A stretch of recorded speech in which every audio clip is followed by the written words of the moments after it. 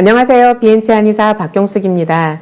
지난 시간에 자율신경계를 활성화해주는 방법으로 교정봉 운동법 가르쳐 드렸는데요. 한번 해보셨어요? 교정봉이 없으면 집에 그 반달형 베개 있잖아요. 나무로 된 반달형 베개를 활용할 수도 있겠고요. 뭐가 됐든지 이렇게 둥근 형태의 그 나무 제품이면 제일 좋을 것 같아요. 그것을 통해서 해보셨으면 좋겠어요.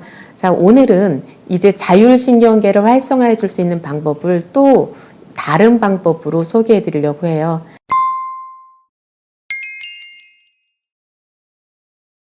여러분들 아기를 혹시 키워보셨나요? 아기를 키울 때 이제 분유나 젖을 먹이고 이렇게 안고서 등을 토닥토닥 이렇게 두드려 주잖아요. 탁탁탁탁 두드려 주면 이렇게 트림을 하면서 아이가 편안해하죠. 그리고 또 이제 배가 아파한다든지 운다든지 할 때 하는 게 등을 이렇게 문질러 주잖아요. 이런 방법 쓰고 있고요. 그리고 어른들이 막 이제 등이 바르다 이러면서 이제 소화가 안 되면 꼭 이렇게 트림을 하시면서 막 등을 두드리시는 분들이 있어요. 이렇게 등을 두드리면서 아니면 가족들한테 두드려 달라고도 하고 왜 배가 아프면 등을 두드릴까? 그리고 왜 배가 아프면 이제 그냥 등짝이라고 하죠. 이렇게 등짝이 아플까? 이런 생각 안 해보셨어요? 자율신경계가 이렇게 척추 양쪽에서 분포되어져서 나온다 이런 말씀을 드렸는데요. 이제 이 그림을 보면 그것이 이해가 더 쉬울 거예요. 이렇게 척추에서 빠져나온 신경들이 이제 내장기로 다 들어가게 되는데 그것을 교정봉을 이용해서 척추 간격을 조금씩 넓혀줌으로써 그 길을 소통이 잘 되게 넓혀준다 이런 이제 방법을 소개해 드렸는데 오늘은 손으로 하는 지압법에 대해서 말씀드리려고 해요. 이것을 갓난 아기, 그러니까 한 4개월, 5개월 된 아기나 아니면 뭐 초등학교 다니는 어린이, 어른들 이렇게 연령에 따라서 강도는 좀 다르게 해야 돼요. 방법이나 강도는 다르게 해야 되는데 어쨌든 등을 지압하는 방법 소개해 드리도록 하겠습니다. 머리에서 경추가 있고 경추에서 흉추가 있고요. 흉추뼈가 12개가 있어요. 그리고 흉추에서 요추로 이어지는데 요추가 5개 이렇게 척추뼈가 구성이 되어 있는데요. 그 중에 이제 위에서부터 이렇게 척추뼈를 옆에를 지압을 해주면 되는데 그런데 아기들 같은 경우 아기들이 이렇게 이유식을 잘 안 먹는다든지 또는 뭐 젖을 자꾸 토한다든지 이런 아기들이 있잖아요. 그럴 때에도 물론 너무 어린 아기들을 엎어놓으면 안 되지만 이제 1살 돌이 지나고 2살, 3살 이렇게 됐을 때에는 아기 등을 이렇게 만져주면 좋은데요. 그냥 이렇게 뭐 엄마 손이 닿는 것만으로도 약손일 수 있죠. 그런데 그때 이 척추뼈 바로 옆에를 이렇게 살짝 꼬집어 주는 거예요.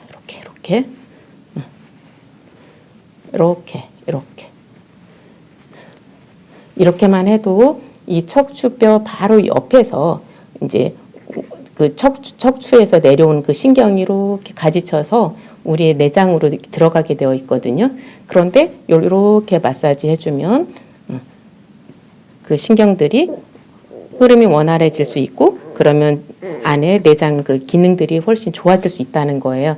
그래서 어르신들이 체하고 뭐 속이 불편하면 막 여기 등이 아파 막 이러면서 툭툭 치는 경우 있잖아요. 실제로 여기에서 내려가는 신경이 그 위장관으로 가게 되어 있어요. 그래서 위 기능이 또 안 좋으면 그것이 등으로 나타날 수도 있는 거고 이렇게 우리 몸은 연결이 되어 있거든요. 그래서 지금 등의 지압을 통해서 우리 몸의 그 내부 장기 기능을 올리는 그런 방법을 지금 소개하려고 하는 건데요. 아기들 같은 경우는 이렇게 살짝 꼬집어 주거나 또는 척추 바로 옆을 그냥 살살 이렇게 아기들은 너무 세게 하면 안 되겠죠. 이런 식으로 주물러 주는 거예요. 그런데 이제 나이가 어느 정도 들었어요. 그러면 그때는 이제 이 지압의 강도를 좀 높이는 거예요. 이제 이 척추뼈가 있으면 척추뼈를 만지고 그 바로 옆에를 이렇게 엄지손으로 꾹 눌러주는 거죠. 그 다음에 또 이런 식으로 이렇게 지압을 해줄 수가 있고요. 그런데 지나면서 보면 성인의 경우에는 이 근육이 너무 단단하게 굳어져 있는 그런 분들이 있어요. 늘 소화 기능도 떨어져 있으면서 등도 매일같이 아프다고 하는 분들 있거든요. 그럴 때 가족으로서 안타까워서 뭔가 도와주고 싶다면 이 근육들을 편안하게 풀어주면 좋거든요. 그때 사용하기 좋은 방법이 어떻게 하냐면 이렇게 근육을 잡는 거예요. 이 밑에서 이렇게 쥐고요. 이거를 이렇게 근육을 그냥 계속 따라가면서 풀어주는 거예요. 이것이 전혀 굳어있지 않은 사람은 이렇게 해도 통증을 하나도 호소하지 않는데 많이 굳어있는 사람들은 굉장히 아파해요. 그런데 이것을 한 두세 번 또는 서너 번 하다 보면 그 통증이 풀어지면서 근육도 단단하게 굳었던 것이 많이 풀어지는 걸 볼 거예요. 이걸 반복적으로 이렇게 하면 되는데요. 아기들 같은 경우는 이렇게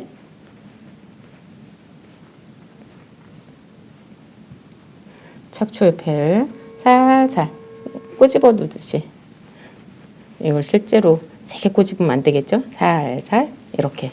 이것이 전혀 근육이 굳어있지 않은 사람들은 이렇게 해도 전혀 아프지가 않아요. 그런데 근육이 조금 굳어있다 싶은 사람들은 이렇게 했을 때 아프다고 해요. 근데 이걸 한 번, 두 번, 세 번, 네 번 반복하다 보면 그 통증이 없어지면서 이 근육이 좀 편안해지는 거죠. 자, 이렇게 살짝 꼬집듯이 근육을 이렇게 집어들고 그것을 이렇게 밀어가는 거예요. 이렇게. 이렇게. 두 개를 이렇게. 자, 다시 한번 해볼게요. 이렇게. 이것은 이 척추 주변부의 굳어진 근육을 풀어주는 그런 방법이 되겠고요. 자, 지압은 이렇게 손으로 그 척추를 만지면서 그 바로 옆에 이것을 혈자리로서는 협척혈이라고 하는데요. 자, 이렇게 풀어주는 거예요. 그래서 소화 기능이 안 좋으신 분들은 이제 전체로서 한두 번은 해주되 그 중에서도 이렇게 등 가운데 이 부위를 집중적으로 해주는 거예요. 이렇게.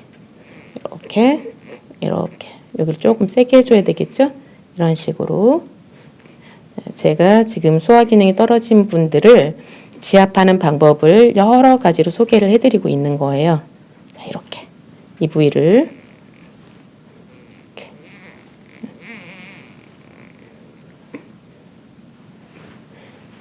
평소에 가족들 중에